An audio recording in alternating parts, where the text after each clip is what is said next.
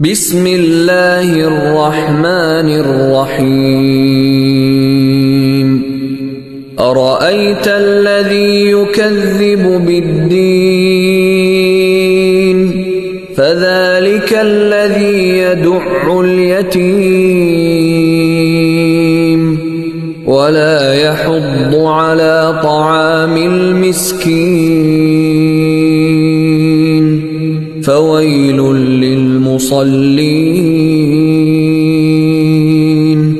الذين هم عن صلاتهم ساهون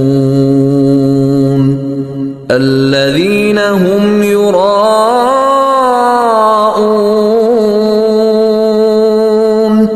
ويمنعون الماعون. صدق الله العظيم.